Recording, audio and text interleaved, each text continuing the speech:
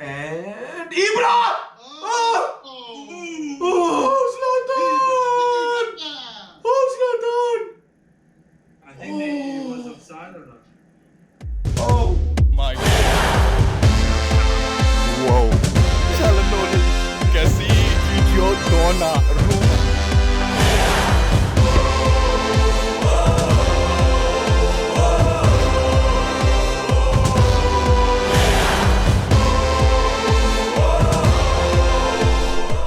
Ciao a tutti e benvenuti rossoneri. This is your boy Ari and you're watching RossonARI TV. Milan 0, Manchester United 1. Courtesy of Paul Labile Pogba. Milanisti, look at that. Look at that. That is the flying fuck that I sincerely do not have to give about the Europa League. On one hand, this is kind of disappointing because this was a very winnable match and this was a very winnable tie. The goal we conceded was a very messy one. On a technical front, I would say we were the better side in both legs. Maybe not the second half of this match, but in both legs we were better technically speaking. But fortune simply did not favor us, ragazzi, with the disallowed goal from Kessie and also the plethora of injuries that this squad is dealing with. Now, on the other hand, this squad can now focus on the Serie A. This thin squad with intermittent form at best can now focus on securing the top 4 from the Campionato. I invite you, Milanisti, to look at the bright side. This thin and depleted squad played better than Manchester United over the 180 minutes. Our team is in good hands. We are building something big. Regardless of this result, we should be proud of the ragazzi. Despite all our problems we came so far, this team can win many trophies in the near future if we play our cards right. And considering we have Maldini, Moncada and Massara, I think we will play our cards right. So there is a lot to look forward to. Let's talk about the players and start with these goddamn injuries. See, I was putting my jersey on before the match and my shoulder got injured. Please, Milanisti, be careful when you switch on your TV, when you're going about your daily lives, and when you're bantering Inter Merda on Twitter. You might get injured any second now because we're cursed as hell. On top of Romagnoli, Leao and Rebic failing to recover from their muscular problems, it is with great sadness and it is with great disdain, signori, that I have to announce that Davide Calabria is going to undergo knee surgery sometime later this week and is for sure out for the rest of the season. The earliest we will see of Davide Calabria is going to be next season.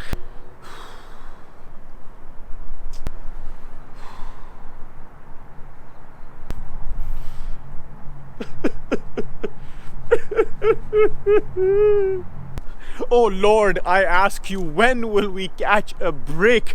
Is this just bad luck? Or do you think questions need to be asked of Milan's physios, the medical team, and also Stefano Pioli's coaching squad, that our players get injured week in and week out? We get one player back and then 2 more are injured every single match day. I can't even remember the last time I saw a full squad play for Associazione Calcio Milan. Something is wrong and I need a full investigation to get to the bottom of this problem because it cannot continue. Milan Labs were once known to extend the longevity of the players and now it is the complete opposite. God damn it. Let's talk about some of the players today. I saw very positive performances from Kalulu and Mete, 2 players who had to step up today. Mete is starting to look solid in that pivot with Frank the Tank, who honestly I cannot even imagine how scary it must be to face this guy. He is simply everywhere all the time. The ability it takes to hush Bruno Fernandes and Rashford can hardly be understated. Grande Frank, grande Tank. You are the one player out of all these players who actually deserves a raise. And also Calabria, my cousin Calabria. Get well soon, Calabria. We are with you. Theo Hernandez was back to making his blistering runs forward, but I think he needs to add some more discipline at the end of those runs. He dribbles past 3 or 4 players and sometimes just needs to make that pass, but he keeps on going. He needs to engage in those 1-2s with Brahim Diaz or whoever the trequartista is and run in behind. Fikayo Tomori is a little shaky with his off-the-ball positioning, but an absolute beast with his recoveries. In the 2 games, he made 2 flying, lunging tackles that had to be textbook perfect. And they were. This guy is a beast and has a very high ceiling and absolute redemption for 30 million from Chelsea.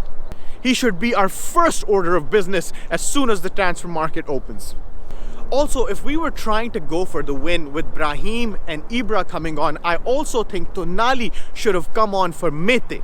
The guy's bossing the pivot with Kessie, but creativity is definitely not his forte. And speaking about lack of creativity, let's talk about Hakan Çalhanoğlu, my Turkish delight who's not been delightful so far in 2021. Listen, maybe COVID took a hard toll on him. I don't know what's up, but something's very wrong with Hakan. His renewal and the raise he wants should be completely off the table unless he gets back into his top assist form and leads us back to the top 4 and qualifies for the Champions League. Games like this is where you need to prove to earn those big bucks, Hakan. Your finesse, your power behind the shot, your passes and your first touch have been awful lately. And what is up with that final pass? We just cannot seem to make that final pass after such a good passage of play in the midfield going towards the opposition's box. This team went from scoring an average of 2 goals for 4 straight months to no goals in 180 minutes. It's almost as if we lost our most creative players and our attackers, which brings us back to blaming it all on injuries. Look, we cannot not blame it on injuries, but we gotta play with the cards we're dealt with. Hopefully people start coming back, and now that the Europa League is over, hopefully we can maintain match fitness and a healthy squad. The desperation to score a goal right now is at its peak. I would be happy if Mandzukic could score a goal off the bench now. Oh wait, he isn't even an AC Milan player. I don't know where the hell Mandzukic is. Milanisti, comment below if you agree with me. Sometimes I see an adverse effect of Zlatan. Nobody wants to take the shot or make the pass in the final third because they think Daddy Zlatan will start getting pissed. A lot of these times the players are mindlessly holding on to the ball and looking for Zlatan. Instead of the blind crosses to Zlatan, I need people to make better decisions in terms of shots, taking those goddamn shots, and also making better passes in the final third. And Hakan Çalhanoğlu is the root of this problem. We need creativity. Creativity and that right winger, that has to be our top priority. I love our defense, I love our goalkeeper, I love our double pivot, but that wing, that right wing needs to be addressed if Milan is to put a good competition in the Champions League next season. A quick reminder, signore signori, Milan's annual revenue is 148 million while Manchester United's is 580. At the end of the day, these are the experiences that we hope to gain from the Champions League. Let's hope this can fuel us to a top 4 finish and somewhat of a lighter schedule to recover these men who are fallen. Forza Milan! Ladies and gentlemen, the dream that started on the back of a cold, rainy night at Rio Ave has finally come to an end. It was a very fun run, but now we focus on our goal. A goal that we are the closest to achieving in 7 years. A goal that we absolutely under no circumstances can fuck up after being winter champions. Let's get it, boys. Dai ragazzi! Please like, subscribe and comment below unless you're an Inter merda tifosi. In that case, just get the hell out of my channel. I will see you against Fiorentina in the Serie A. Grande ragazzi! Ciao tutti e Forza Milan!